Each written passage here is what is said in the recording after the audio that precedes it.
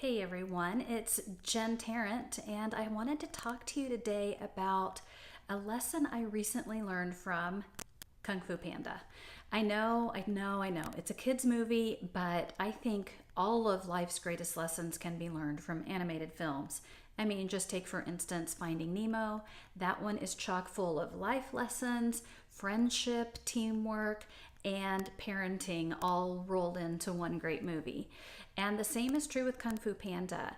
There's so much to learn about how we can embrace what we're meant to do and who we're meant to be. But the lesson I want to talk to you about today is about leadership. And I want to talk about how in the scene where the all of the flowers are swirling around in the pool and Shifu's trying to decide what to do, and his mind is all frustrated because he doesn't want Po to be the dragon warrior. He's talking to Oogway and arguing with him about what are we going to do, and the threat of Tai Lung is imminent, and Po is the dragon warrior, so that's obviously not going to go well, and his mind is just running crazy with this whole story. And Oogway says, listen, Shifu, your mind is like this pool of water. It's agitated, it's chaotic. You can't think straight when you're like this. And Oogway, the wise turtle, takes his staff and just gently touches the surface of the water, and it calms all of those ripples down. And he says, when you still your mind like this, when you take a moment, that's when you're able to see things clearly and make good decisions. And when I saw this the other night, it was just like one of those mind blow, like, oh my gosh, it's more wisdom from Kung Fu Panda. When we take a minute and we're in that position of leadership like Shifu was, it was up to him to help everyone know what to do and how to navigate through this threat of Tai Lung coming. And he didn't know what to do because he was so torn in so many directions by his thoughts. And then Oogway says, just still it like I still the pool with my staff. When you still your mind, that's when you're able to make the great decisions. That's when you're able to lead from that quiet inner place. So this does apply beyond a Friday night movie night on the couch with the kids. What we can learn from this is whenever we're in that position, maybe we've got an issue with an employee at work, maybe there's a big deadline looming and we're unsure how we could possibly be able to meet the deadline. Maybe there's a tech glitch and all of a sudden our email server is sending out the same email 30 times in one day. Or, right? There's so many things that can happen in the course of the day when we're in a leadership position. And we can allow all of those things to swirl around like the flowers hitting the surface of the pool and causing everything to be agitated.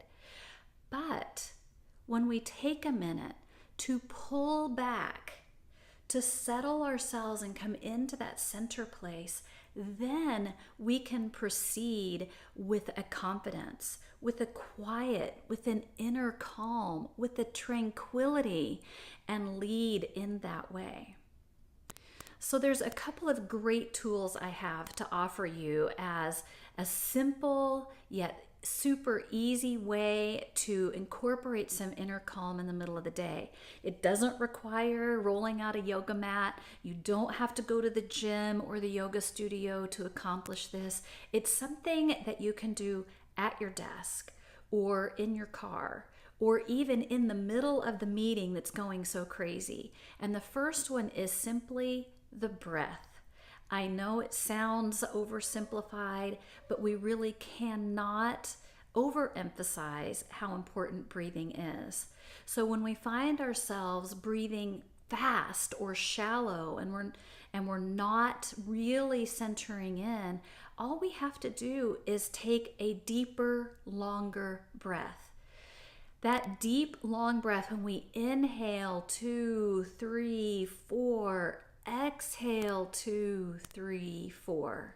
Something as simple than that can actually not only calm our mind and what's going on in our headspace, but it actually can calm our heart rate, our blood pressure. If we make a little bit of a sound with that breath, maybe a soft sigh as we exhale, even the sound of our own breath is soothing to our mind and our emotions. So that one step can make such a huge difference, and we can then proceed with a more calm mind, with more intention as we move forward. Then the other one is to simply recognize that what's happening in this moment, while it may be a big deal, while it may have far-reaching implications beyond this meeting or this moment, to recognize that even in the middle of that, we have a choice.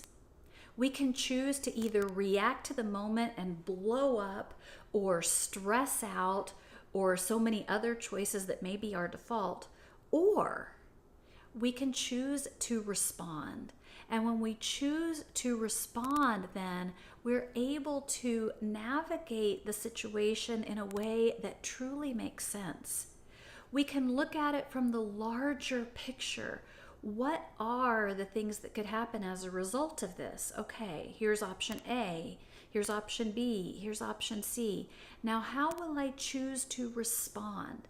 That doesn't mean that maybe there aren't consequences to actions for people who have dropped the ball on the job. It just means that we're making a choice to respond rather than just reacting in the moment. So those are my 2 tips for today: how to lead from that inner calm, just like Oogway suggests to Shifu. Deep, even breath, and choose to respond instead of react. I hope you found these 2 tips to be super helpful today. And if you are interested in learning more about how you can incorporate the disciplines of yoga without having to unroll the sticky mat and incorporate those principles and that lifestyle into your leadership, I would love to hear from you. Send me a message. You can also email me, jen@jentarrant.com. It's Jen with 2 N's, Tarrant with 2 R's in the middle. And I look forward to hearing from you guys soon. Hope you have a great rest of the day. Goodbye for now.